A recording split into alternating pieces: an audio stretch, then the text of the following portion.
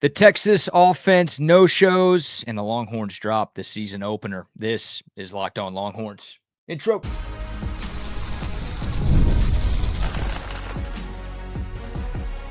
You are Locked On Longhorns, your daily podcast on the Texas Longhorns. Part of the Locked On Podcast Network, your team every day. Welcome in. You are locked on to the Texas Longhorns. I'm your host, BK Brad Kellner, Texas grad, Austin local, and longtime sports radio host here in the Lone Star State. Thank you for making Locked On Longhorns a part of your day every single day. We're free and available wherever you get your podcasts and on YouTube. Please like, subscribe, turn on notifications, and remember to leave a comment. That's one of the fastest ways to help us grow right here on Locked On, your team every day. Today's episode is brought to you by Game Time. Download the Game Time app, create an account, and use the promo code LOCKEDONCollege for $20 off your first purchase. The Texas Longhorns fall to the Ohio State Buckeyes 14-7. The final score earlier today in Columbus. And to say it was a struggle for the offense would be the understatement of all understatements. Texas had 232 days to prepare for this game, and that was the best they could muster up on the offensive side of the football. A very underwhelming debut for Arch Manning and an incredibly disappointing showing from the new-look Longhorn offense that was held scoreless for the first 3 quarters of a game for the first time since 2014. That's Charlie Strong era Texas football. You don't want to be compared to that era of Longhorn football for anything. Texas did score with just under 4 minutes to go in quarter number 4 to make things interesting, but ultimately the Longhorns were unable to cash in on their final offensive drive of the game, and Texas comes up 1 touchdown short. A lot to dive into here. Let me start off by saying we should all be thankful that the expanded playoff exists. You look at Ohio State, the team that won the national championship last year. They lost 2 games in the regular season, made it into the CFP, got hot at the right time, and ended up winning the national championship. Now, I know Texas has a ton to clean up to where those conversations feel worth having. But that was kind of the mindset that Steve Sarkisian had in the post-game press conference. Yes, he's frustrated. Yes, I'm frustrated. I know all of you are frustrated as well, but the Longhorns can still go out and achieve pretty much every single goal that they had going into their season. They could still win the SEC. They could still get into the playoff, and they could still win the national championship. But again, those conversations feel a little bit ludicrous because there is a lot that this team has to fix, especially on the offensive side of the football. And that's the good. That's the silver lining. There are a couple of other positive takeaways from this game. Obviously, the defense did its job. You hold anybody, especially a team as good as Ohio State, to just 14 points, you should win 10 times out of 10 and 100 times out of 100. And unfortunately, the Longhorn offense didn't do its part in this game today. And yeah, it was a struggle pretty much all game long for the offensive side of the football. And really the 2 highest paid players within the Texas football program did not get the job done today. Steve Sarkisian, the head coach, who is obviously on a very expensive salary, and then Arch Manning, who makes a lot of money in name, image, and likeness deals. I mean, you saw 4 or 5 different TV commercials that he was on during the Fox telecast today. I think it's safe to say that those are the 2 highest earners within the Texas football program in 2025, and neither of those guys were good enough today. I thought the play calling was way too vanilla. I thought Steve Sarkisian, all week long he had talked about letting it rip and, letting Arch Manning kind of do his thing and take some shots down the field. And it felt very vanilla. Didn't see a lot of pre-snap motion early on. Didn't see a lot of misdirection early on. You heard Gus and Joel on the telecast pretty much talking about it all game long. It's like, where's the Steve Sarkisian that we know? Where's the creative offensive mastermind that is scheming guys open? Why are we not seeing that in this game? And it just felt like Sark was a little bit conservative. And look, I mean, you understand, you got a first-time road starter. Obviously, Arch Manning has started a couple of games, but going into his first year as a starter and starting his first game on the road, maybe you want to try to ease him into things a little bit and try to not call everything that you have in your playbook. but it felt way too pedestrian.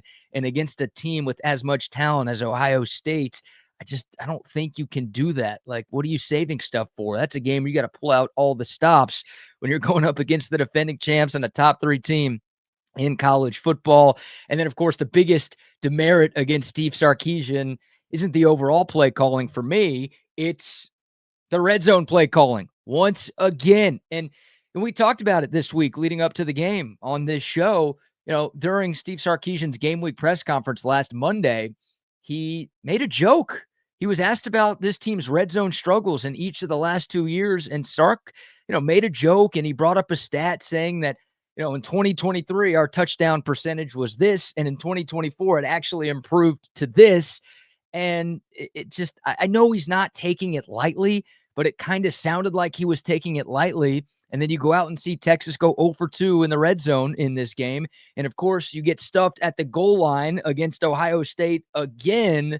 And, it's unbelievable that we're still having these problems. 0 for 2 in the red zone. And when you lose a game by 7, I mean, there are a lot of stats. Texas outgained Ohio State 336 to 203. Like, that's a significant difference in total yardage. Texas ran 37 times for 166 yards. That's 4.5 yards a carry. The Cotton Bowl, Texas ran for just 2 yards a carry, 58 total yards as a team in the game in Arlington. They went for $166 and outrushed Ohio State by nearly 100. The Buckeyes only had 77 rushing yards as a team on 2.3 yards a carry. Now, Arch Manning's passing numbers, the yardage numbers, are at least better than what Julian Sayin had. A large reason why Texas couldn't win this game is because they couldn't cash in the red area again. And I mean, they didn't cash in anywhere in the first half, really in the first 3 quarters of this football game, but just brutal to see Texas. I'm trying to pull up the exact, it was in the third quarter, obviously, where Texas got that goal to go situation. A lot of quarterback run in the red area. They called an Arch draw on first down, picked up a few yards. Then they ran it again with Arch on second down. Didn't love that play call. They handed it off to CJ Baxter on third down to get some of it. And then they went kind of tempo for that fourth down call. I don't know if that was supposed to be a tush push or if it was just a traditional quarterback sneak. Whatever it was, it didn't work at all. If it was supposed to be a tush push, it was executed poorly because CJ Baxter, pretty sure he was the running back behind Arch on that play, he was too far behind Arch Manning. Like, Arch was already on the ground by the time CJ Baxter could get up there to push him. Like, you got to be right behind him if you're going to do something like that. So I don't know if that was supposed to be like your Jalen Hurts, Philadelphia Eagles style tush push, or if that was just your run-of-the-mill QB sneak. Either way, it was unbelievably poorly executed by Texas. They got blown up off the line. Cole Hudson at center got 0 push. And again, I mean, Arch Manning, he wasn't even close. He went backwards on that play. That's kind of hard to do on a quarterback sneak, but that's what happened there. Just the red zone offensive failures again, coming up at the worst possible time. And the other red zone opportunity that Texas had early in the fourth quarter, it was still a 14-0 game at the time. A good drive going for Texas. And then just the 3rd and 3, Arch Manning, and we'll obviously dive into Arch Manning here in a moment, but a drag route, it was there over the middle, just a missed throw from Arch. And then 4th and 3, the corner route to Parker Livingston. It was a good route. It was a good throw by Arch Manning. The defender made a play, maybe got there a little bit early. You see the shirt I'm wearing. I would have preferred a flag to be thrown there, but it didn't happen. And, it's a one-on-one. I get it. I know you like those opportunities when you have them, but that was Parker Livingston, Texas's number 3 receiver, who had 0 career catches coming into today's game. He made a name for himself today. He was a silver lining from this game. But a guy with 0 career catches going up against Davison Igbinosun, who is a first-team All-Big Ten corner. I don't know if I'm throwing to my number 3 redshirt freshman receiver basically playing his first significant snaps against an all-conference caliber corner. I don't think that's the matchup I want. I think Ryan Wingo maybe was more open on that play. I don't know if the first read was supposed to be to Livingston and Arch thought he had him, so he threw it. We'll have to go back and, rewatch the game, and I'll do that tomorrow, obviously going into our full week's worth of shows. But 4th and 3 in the red area, the corner out, it gets broken up, incomplete pass, Ohio State's ball. So the thing that caused your season to end against this very team just not even 8 months ago basically is the biggest reason why you lost this game today. And by the way, I mean, it cost you at the end of your 2023 season as well. So it's one game this year. I'm not saying like the red zone offense is going to be a huge problem all season long. Texas has plenty of time to correct that, and they got plenty of time to correct every other issue that they had today. But it clearly hasn't been fixed. And I don't know how much stock any Texas fan is going to put into these next 3 weeks because you're playing a few cupcakes that you should absolutely destroy. So I don't know if anyone's going to care too much if Texas goes like 5 for 5 with 5 touchdowns in the red area in each of these next 3 games. I don't think anyone's going to really judge until we get to SEC play in that game at Florida in early October. Obviously, your first opportunity with everybody watching to prove that you had fixed those red zone problems. And, you proved the exact opposite. They are very much still there. And then we'll dive into Arch Manning's performance. He looked rattled, guys. Perhaps understandable. Again, first career road start, first-time starter, going into a hostile environment against a very good defense. He's not the guy who controls all of the hype. Like, he doesn't make the Heisman odds. He doesn't make the NFL draft odds. He's not the guy. It's not Arch Manning coming out every day saying, I'm going to be the best quarterback since Tim Tebow. That stuff is out of his control, but that stuff was out there. People were expecting a lot of great things, and not just because of the talking heads and what they said, but because he's the next Manning, all right? The next of kin in the first family of football. I think we were all expecting a little bit more from Arch Manning today, and he just looked uncomfortable. Got into a rhythm, late in the third quarter and in the fourth quarter, made some good throws there to help get Texas back into the game, but it was a little bit too little too late for Arch Manning. The very first pass of the game, it was a great play call from Sark. DeAndre Moore was wide open over the middle, and Arch short-armed him. I mean, that ball was 5 yards away from getting there. So that was rough. And then just the drag routes, right? The shallow crosses, those are such a big part. Those mesh concepts, that's a huge staple of the Steve Sarkisian offense. And Arch missed, it felt like 3, 4, or 5 of those over the course of the game. One of them hit off the back of Ryan Wingo's hand. He had nothing but green grass in front of him. If Arch just puts that on the numbers, that's a huge pitch and catch. Those are easy throws. Like, Arch made some difficult throws down the field. Some of the easiest throws that he had today were the ones that gave him the most trouble. So, he just looked antsy in the pocket at times. Give Ohio State's defense a ton of credit. Their secondary is elite. Right, obviously they've got Caleb Downs back there. Everybody back there is really good, but Arch Manning just way too inaccurate. His pocket awareness wasn't where I would have liked it to be, and I'll be honest, for the majority of this game, he just looked a little bit in over his head. Perhaps understandable, but obviously not what you wanted to see. So, yeah, I mean, the offense just you can't score 7 points and win a lot of games. I don't know if you're going to win any game scoring just 7. And it's 3 quarters without a point. That is absolutely brutal. All right, we'll take a quick break. When we come back, some silver linings from this game. Obviously, a few more things to dive into. There was some good for Texas, and again, long season ahead, but we will continue our recap of the Longhorn season opening loss in Columbus next right here on Locked On Longhorns.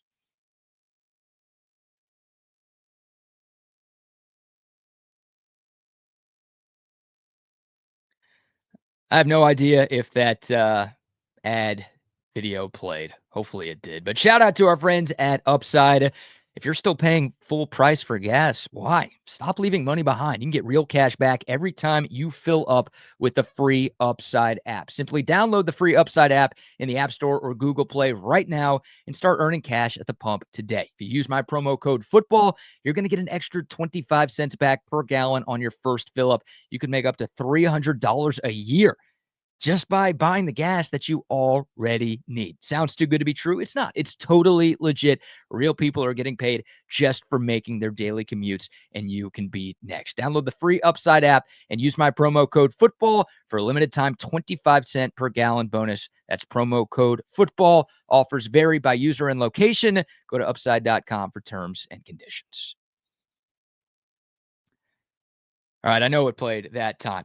All right, some of the good from today's game. The rushing off, like, if you would have told me today that Texas was going to run it for 166 yards on 4.5 yards a carry, not only would I have thought the Longhorns won, I would have thought they would have won going away. Trey Wisner, 16 carries for 80 yards. Great to see C.J. Baxter back. 10 carries for him. He was one of the biggest stories for Texas during training camp. He just was way ahead of schedule on his rehab and recovery, and he looked really good out there. I would have liked to have seen more Trey Wisner carries, maybe less C.J. Baxter carries, because I think at this moment in time, Wisner is the best running back that Texas has. Of course, was the Longhorns' leading rusher and the lone returning 1,000-yard rusher from 2024 in the Southeastern Conference. But great to see C.J. Baxter back there. I thought the offensive line played pretty well. I really did. Like, again, to average 4.5 yards a carry against a defense as good as this, I thought the O-line got some pretty good push more often than not. Obviously, the goal line notwithstanding. And I thought, Arch had clean pockets for the majority of this game. He took one sack today. Ohio State only had one TFL as a team. That was the sack. And I think the sack was like a 1 yard loss. It may have been a 0 yard loss for Arch Manning. So I thought the offensive line, Trevor Gooseby was banged up. Thought he played great. Connor Stroh at left guard, a surprise insertion into the starting lineup. I thought he was great. 4 new starters up front for Texas. That was a positive. They held their own more often than not. Were they perfect? No. Can they improve? Yes. But that was my biggest concern going into this game for Texas. That is not my biggest concern coming out of this game for Texas. I liked a lot of what I saw from the offensive line. I thought they were good enough in most parts of the field and in most parts of the game to lead Texas to a victory today. The defense, again, 14 points. Here's the nitpick with the defense. And you would like to not need this, right?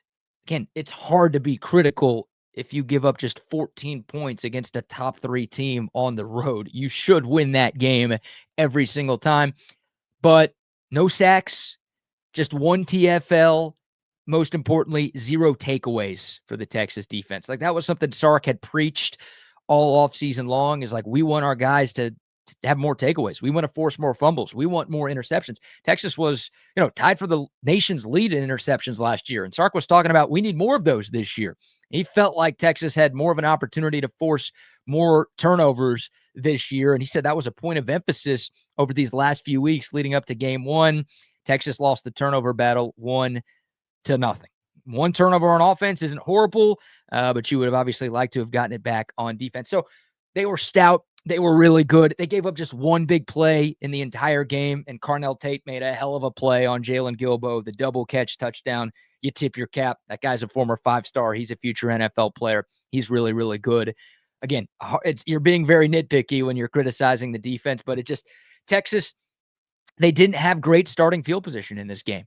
And obviously, you create a turnover, you're going to set your offense up where they only need to march a short distance. Because they didn't, there's a lot of punts. Texas had to drive the length of the field on most of their offensive possessions. And when your offense isn't working very well, that's difficult to put together, 5, 6, 7, 8, 9, 10 play drive without anything going wrong. Penalties were bad. We're talking about the good right now. So I guess let's get to the good. Grayson Littleton, the true freshman, was fantastic. What a story. The 9th highest rated recruit that Texas signed in this class. When he got here, I don't think anything was really expected from him right away. And as the offseason went along, you just heard more and more about him from the coaches, from his teammates, from the insiders, from everybody. He was awesome today. Made a couple of huge plays. What a positive opening performance for Grayson Littleton's career. He was phenomenal. And again, the Texas run defense, I thought they did really well. Just 2.3 yards a carry for Ohio State in this game. The Longhorns were pretty physical up front. Hard to be critical there. Parker Livingston, I thought, had a nice debut. Jack Injuries made a couple of nice plays. Good to see the Texas run game get things going. And, Jack Bowmeister, the punter, deserves some love. That guy was awesome. Not ideal when your punter is like your best offensive player, but 4 punts, 46.3 average, about 3 inside the 20-yard line, a couple inside the 5. Jack Bowmeister, nice pickup from the portal. Texas, that guy did his job. Tip of the cap to him today, the Aussie getting it done. Parker Livingston, I thought, was another positive. But yeah, too much negative for the Texas offense. 6 penalties for 50 yards, too. 3 false starts, including one on Ryan Wingo. You had a couple of drive killers in there. And then on defense, the Colin Simmons face mask was huge. The defensive holding on Manny Muhammad was huge. Both of those came on the same drive. That was Ohio State's first touchdown drive. And those were very untimely. Not that any penalty really is timely. So I'm scatterbrained today. My face is really red. I watched the entire game outside, and also I was yelling. Probably a combination of both of those things. But look, again, I started this episode off with it. I'll end the episode with it. It's one game. And in the 12-team playoff era, you can lose a game. Hell, you could lose 2 games. You may even be able to lose 3, although we didn't see any of that last year. You can lose games in the regular season and still make it to the college football playoff and still win a national championship. The team you lost to today is living proof of that. So put it behind you.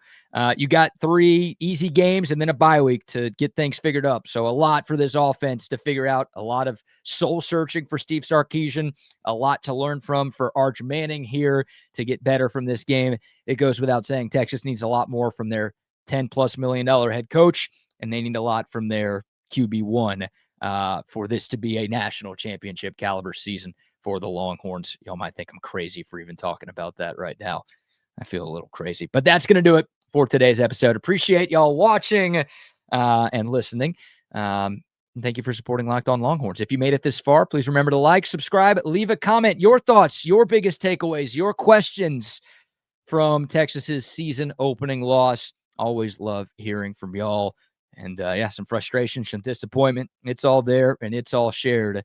Hopefully the Longhorns can put this one behind them quickly and move on, because there are plenty more fish to fry moving forward. That's going to do it for today's episode. Thank y'all so much for watching. We might do something again tomorrow, and then, of course, we'll be back all week long. Hope everyone has a great weekend.